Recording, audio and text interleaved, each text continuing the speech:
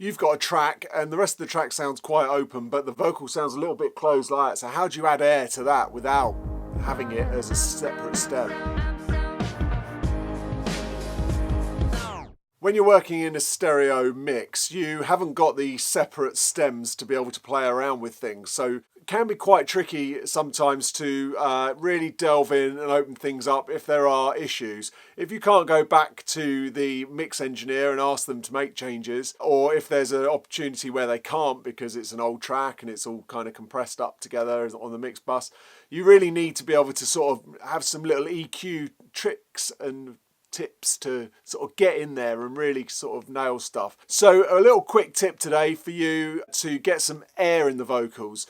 The track is all sounding nice and bright, and if you brighten it up too much more, then it's just going to sound hard and harsh. And a lot of the times you just want to sort of leave the top end, get the low end right, and the top will stay nice and, nice and fresh. The thing is with mastering, when you start adding loads of top, it just sounds kind of weak and cheap. So to keep it nice and posh sounding and not as bright and cheap, then what I suggest is around the 5K mark.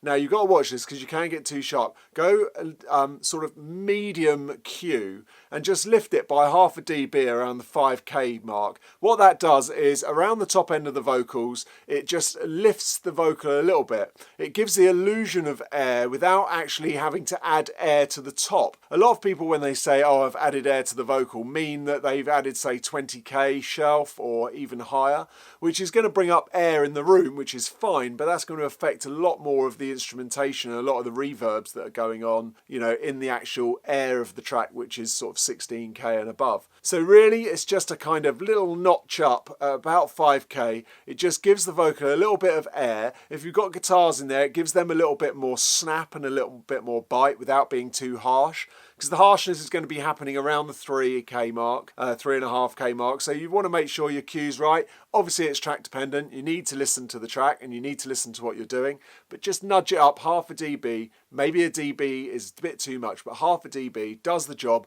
gets the air in there, gives it a little bit more life in the vocals without having to go back to stems. So give it a try. If you've got any tips on any EQ tips that you've got, please put them in the comments below. I love to know any EQ tips. Obviously, I'm always looking out for them. If you like this channel, please subscribe to the link below and thumb the video up. If you like this kind of content, then go to my website, streaky.com, sign up for the newsletter, Audio Anoraks, where once a month, only once a month, I won't spam you, I send out an email with tricks, tips, stuff that I can't point you to that I see online, and also I get loads of discounts from manufacturers, plug-in manufacturers and hardware manufacturers that I give out on my list. I also give away things, blah blah blah. Go to streaky.com, sign up for the Audio Anoraks newsletter, become an Anorak, and I'll see you next time. Thanks for watching. Bye.